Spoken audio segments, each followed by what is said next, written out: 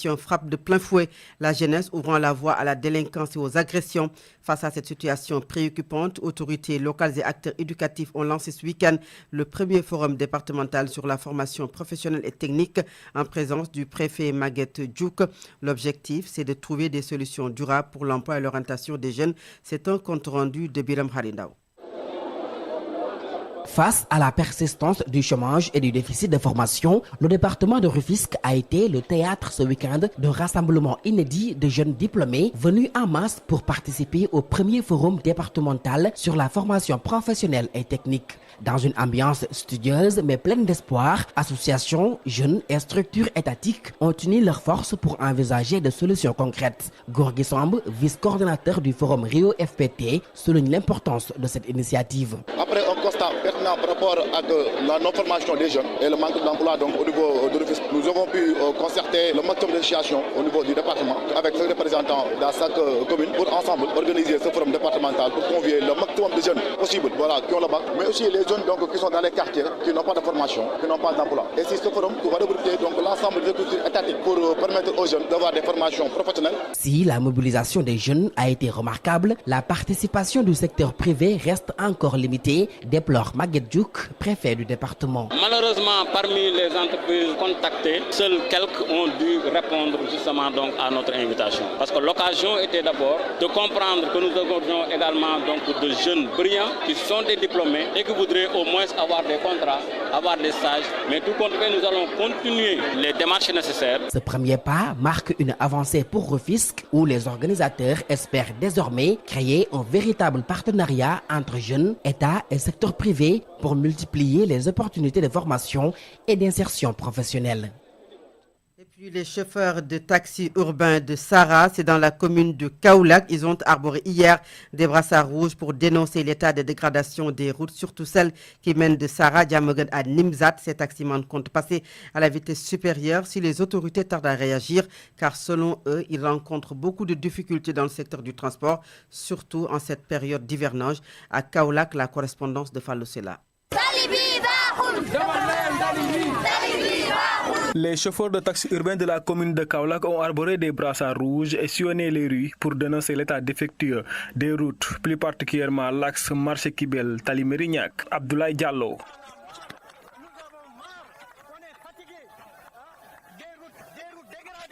Jusqu'à l'approche des événements de Gamou, ils mettent ici des garavas. La nuit, c'est complètement détérioré. Toujours un éternel recommencement. Ces derniers, qui disent s'acquitter régulièrement de leurs taxes, dénoncent la dégradation avancée de plusieurs axes routiers de la commune de Kaolack, rendant leur travail difficile et plus coûteux. Abdoulaye Diallo. Kaolack compte plus de 2000 taxis. Chaque taxi paye 4000 francs. Donc une recette mensuelle de 8 millions par mois. Mais nous ne savons pas où vont ces recettes-là. Il n'y a pas de retombées pour les taximans. Toutes les routes sont dégradées. Sahara, Norom, partout à Kaolack. Aucune route n'est praticable. C'est déplorable. Les taximans menacent ainsi de passer à la vitesse supérieure si les autorités ne réagissent pas dans les meilleurs délais. On va passer encore autrement. Mais nous lançons l'appel aussi aux responsables du transport à Dakar, les Gorokoum et autres. Nous avons des problèmes. Il faut qu'ils viennent en aide à nous. Alors, nous, quand nous sommes en difficulté, c'est la solution. Rappelons que la marche pacifique a également enregistré la présence massive des populations de Sara Diamaguène et Nimzat.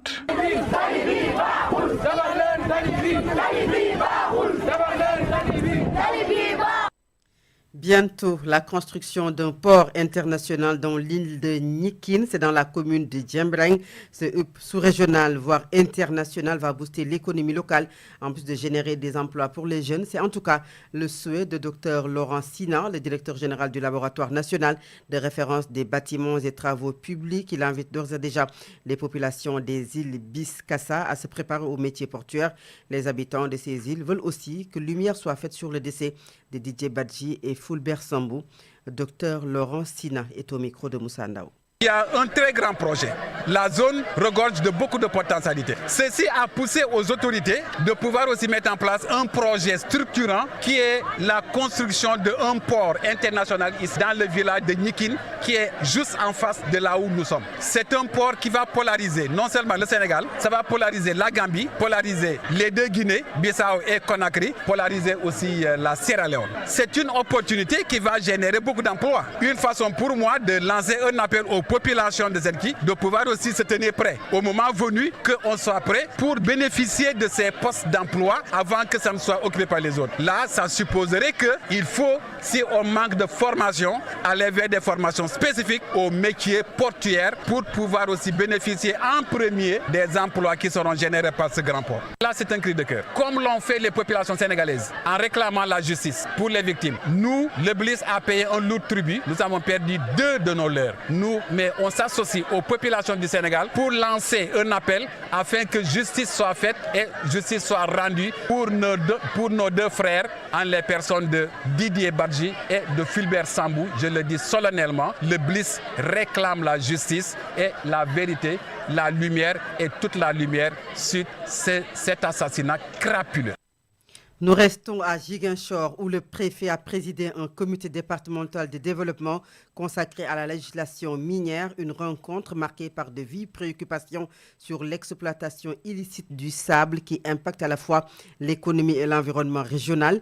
Les exploitants de carrière, tout en sollicitant l'accompagnement de l'État, ont salué cette initiative du ministère de l'Énergie, du Pétrole et des Mines. Occasion également de rappeler l'importance de la journée portes ouvertes sur le secteur minier prévue ce 22 septembre dans la capitale du sud du pays.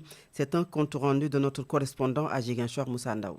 Le comité départemental de développement dédié à la sensibilisation sur la législation minière et information sur la tenue de la journée porte ouverte consacrée au secteur minier tenue à Ziguinchor et présidé par le préfet a révélé de nombreux points noirs liés à l'utilisation des carrières d'extraction de sable dans la région. Daniel Ngom est le directeur régional de l'énergie, du pétrole et des mines. Au niveau de la région de Ziguinchor, malheureusement c'est une région qui a beaucoup souffert de l'exploitation des sites clandestins. On peut noter que dans toute la région de Ziguinchor, sur les sites actifs, il n'y a que 2 sites qui ont une autorisation en due et uniforme, sur presque une quinzaine de sites. Donc ça, c'est aussi un constat qui est relevé ici, au niveau de la région de Ziguinchor. Et malheureusement, c'est parfois par méconnaissance de la réglementation minière. Une exploitation illicite qui a des impacts négatifs sur l'économie et l'environnement. Mais naturellement, s'il y a des irrégularités, le processus est biaisé au départ. Donc, ce qui fait que la prise en charge des aspects environnementaux va causer défaut naturellement. En plus, il n'y aura pas les recettes escomptées parce que la procédure n'a pas suivi la voie normale. Donc, ce qui fait qu'il y a, je pense que vous l'avez entendu tout à l'heure avec mon collègue de l'environnement, une perturbation de la biodiversité, mais aussi, il y a aussi l'aspect sécuritaire parce qu'il y a des cas de noyade, notamment dans la commune de Enampor. Donc, c'est tout un parapluie d'inconvénients liés à cette exploitation. Dans un cadre global, si tu fais une descente de terrain, tu vois que les gens n'ont pas la bonne information. Conscients du danger et voulant se conformer aux règles, les exploitants de carrière de la région sollicitent un accompagnement de l'État. Nous, on en a profité pour dire aux autorités nos inquiétudes. Nous, ce qu'on voudrait, c'est qu'on soit accompagné et qu'on puisse avoir des carrières réglementaires qui respectent la législation. Parce que ça nous permet, nous aussi, de pouvoir travailler dans la quiétude, que les autorités nous permettent avec les collectivités locales de trouver des espaces, des carrières publiques, que tout le monde puisse travailler dans la quiétude et offrir à la population un produit de qualité. Cette rencontre a été une opportunité pour le ministère de l'Énergie, des Mines et du Pétrole pour mieux sensibiliser sur l'importance de la tenue prochaine de la journée porte ouverte consacrée au secteur minier ce 22 septembre dans la capitale sud du pays. Dans le reste de l'actualité, direction Touba où la situation est critique, le gouvernement dégage une enveloppe de 2,5 milliards. C'est pour évacuer les eaux stagnantes et venir en aide aux populations sinistrées. La situation reste critique dans la ville fortement touchée par les inondations. Je vous propose d'écouter le ministre de l'Hydraulique et de l'Assainissement, Cheikh Tidiane Dièye. Il est au micro de Khalifa Fall. Cette tournée est importante parce que c'est une tournée de lancement du plan d'action d'urgence contre les inondations dans cette région. Vous savez que malgré les efforts impressionnants réalisés par l'État, qui ont d'ailleurs produit d'importants résultats dans la ville de Touba, il y a encore des quartiers qui sont en difficulté, encore dans les eaux, et pour lesquels il est impératif de se mobiliser pour pouvoir les soulager et les mettre hors d'eau, et aussi ceux qui sont déjà inondés et qui sont déplacés ailleurs, pouvoir les prendre en charge et les appuyer. Et nous allons multiplier les efforts pour pouvoir trouver des solutions rapidement. Et c'est le lieu aussi de dire que Monsieur le Premier ministre, pour renforcer nos efforts déployés dans le cadre de ce plan d'urgence régional, a décidé ce matin de dégager une enveloppe de 2,5 milliards pour lutter contre les inondations ici à Touba. 1 milliard sera consacré à la réalisation de travaux urgents pour pouvoir dégager les eaux et 1,5 milliard sera consacré effectivement à soulager les populations en denrées, en vivres et en équipements pour leur hébergement ici et là. Dans ce qui me concerne au ministère de l'Hydraulique et de l'Assainissement, c'est de réaliser dès l'année prochaine, de démarrer des grands chantiers et des grands projets structurants en matière de drainage des eaux pluviales en utilisant les solutions basées sur la nature pour faire un drainage gravitaire des eaux hors de la ville afin de réhabiliter et d'aménager les vallées comme la vallée du Sine pour pouvoir stocker de l'eau, faire de l'agriculture, faire de la pêche. Vous avez vu il y a quelques jours quand le bassin de Darou Rahman a cédé, on a vu beaucoup de poissons en sortir. C'est un poisson comestible, on peut le manger sans aucun problème. Et si nous faisons ces efforts dans quelques années, on peut avoir autour de Touba un grand cours d'eau qui permet de réaliser l'agriculture mais également la pêche. Actualité internationale. Que nous démarrons en Guinée-Conakry. Plus de 6 500 000 électeurs sont appelés à voter pour ou contre une nouvelle constitution. Le vote a eu lieu hier et il s'est bien déroulé dans l'ensemble du pays. Un vote devant permettre de remplacer la charte de la transition et de revenir à l'ordre constitutionnel 4 ans après le coup d'État du général Mamadi Doumbouya, mais un vote boycotté également par l'opposition. Les résultats provisoires de cette élection sont attendus d'ici mardi. À Kinshasa, le climat politique s'électrise à l'Assemblée nationale. Vital Kamerhe, président de la Chambre basse du Parlement et allié historique du chef de l'État, Félix Tshisekedi, joue gros ce lundi. Lui et 4 autres membres de son bureau sont visés par des pétitions pour réclamer leur départ. Ils sont accusés de gestion opaque et d'entrave au contrôle parlementaire. Après des jours d'audition et de tractation, le sort de Vital Kamerhe pourrait être scellé dès cet après-midi par un vote à bulletin secret. Et enfin, alors que le Royaume-Uni, l'Australie et le Canada ont officiellement reconnu hier l'État de la Palestine et que d'autres pays occidentaux, dont la France, feront de même aujourd'hui, 52 des 54 pays du continent africain ont déjà effectué cette déclaration symbolique pour la plupart dès la proclamation officielle de cet État il y a 37 ans. 2 exceptions subies sur le continent, le Cameroun et l'Érythrée. Et à présent, c'est la page sportive. Sport sur Africa 7. Sport, c'est l'affaire d'Alamine Senghor. Bonjour. Merci, bonjour à vous Fatou Abdoulaye. Préliminaire Coupe CAF, les Grenades ont débuté par un match lors de la réception de l'Académie de foot Amadou Diallo. Vainqueur de la Coupe du Sénégal, l'équipe de Jaraaf a ouvert le score très tôt dans la rencontre contre son camp de Momodou Bansé à la 3e minute, 1-0. Mais finalement, donc, l'adversaire va donc égaliser. Je rappelle que le match où le score final est fini à égalité, donc 1 but partout. Un match retour se jouera dans une semaine à Abidjan au stade Alassane Ouattara d'Épimbe. Préliminaire aussi de la Ligue des champions africaine, le Jaraaf de Dakar a tenu en échec donc la Colombe sportive de Camerounais ce dimanche hier dans le cadre de la manche allée du premier tour des préliminaires de la Ligue des champions africaine. Eh bien, le premier match de Souleymane Diallo sur le banc de Jaraaf, puisque je rappelle qu'il a donc remplacé, dirait-on, Malik Daf à la tête de ce club. En attendant donc de voir la manche retour, eh bien, l'équipe des joueurs de la Médina pourront ainsi donc tenter de faire la différence la semaine prochaine lors du match retour prévu donc au stade de la Dior de Thiès. Dans l'actualité aussi, nous parlons tout autre chose avec la blessure du jeune Sénégalais Habib Diarra, donc de Sunderland. Il n'a finalement pas joué donc le match hier de son club Sunderland. Habib Diarra, selon des informations, des inquiétudes tournent autour de sa personne. Est-ce qu'il va jouer sur la prochaine trêve internationale, les 2 matchs restants pour les éliminatoires de la Coupe du Monde 2026. La question reste posée en attendant donc de voir l'évolution de sa situation. Eh bien, prompt rétablissement Gaïdé Habib Diarra. Aujourd'hui, le match Paris Saint-Germain et Olympique de Marseille se jouera à 18h. Je rappelle que le match devrait normalement, ou à l'initial, se jouer donc hier à 7h, 18h, dimanche. Malheureusement donc, en raison des intempéries, le match a été donc reporté et se jouera donc, en tout cas, en attendant, sauf changement de dernier moment, ce soir donc à 18h, au même moment que la cérémonie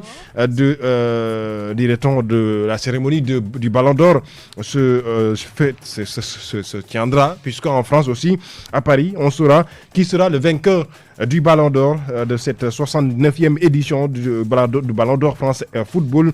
La cérémonie, donc, je rappelle, se tiendra au Théâtre du Châtelet à Paris, puisqu'il faut donc le dire, beaucoup de stars sont citées à l'image de Ousmane Dembélé, qui seront beaucoup de personnes par comme favori, le sociétaire du Paris Saint-Germain. De l'autre côté, il faut le dire, Lamine Yamal, le jeune du Barcelone. Hakimi, le Marocain aussi, au niveau donc du Paris Saint-Germain, fait partie, selon beaucoup de spécialistes, justement donc, des favoris, en autres donc comme Kylian Mbappé, mais aussi et surtout Vitinha, des jeunes joueurs stars sénégalais, en tout cas du monde football, qui sont cités pour pouvoir donc remporter ce Ballon d'Or. Qui sera le vainqueur? Nous y reviendrons certainement en fin de la journée, mais sachez que hier, l'équipe de Arsenal a fait match nul face à Manchester City, 1 but partout. Newcastle aussi tout de même, match nul vierge face à AS Bournemouth, 0 but partout. Aston Villa tout de même, match nul face à Sunderland du jeune Sénégalais Habib Diarra, je rappelle donc, qui finalement a raté ce match. Partout. Et en Liga espagnole, le Barça a défait Getafe 3-0. Victoire aussi donc de Elche face au Real Oviedo, 1-0. Atlético Madrid a fait match nul contre Mallorca, 1 but partout. 1 but partout aussi face au Rayo, contre Rayo Vallecano, dirait-on en tout cas entre Rayo Vallecano du jeune Sénégalais Pathé Ismaïla Ciss face à Celta Vigo. En Angleterre tout de même, donc en Espagne ou même en Bundesliga et même en Inter ou dirait-on en Italie, des matchs sont joués, mais le match le plus en vue hier, c'était donc en France, où des jeunes Sénégalais faisaient face. Justement, il s'agit de Monaco, des jeunes Sénégalais Lamine Camara et Crépin Diatta qui a retrouvé donc le terrain avec son club Monaco. Et de l'autre côté, qui jouait contre Metz, score final 5-0, 7 buts marqués. Donc je rappelle que les Sénégalais se sont donc illustrés au niveau donc du match. Je rappelle que Habib Diarra a marqué un but sur la passe décisive du jeune Sénégalais Cheikh Tidiane Sabali. Et à Monaco, Lamine Camara aussi donc double passeur décisif. Crépin Diatta tout de même passeur décisif. Direction la page sport. Fatou Abdou Diaye. Merci à vous, Lamine Senghor. Et puis le dernier point de cette édition, c'est la revue de la presse. Africa 7.7. La revue de presse.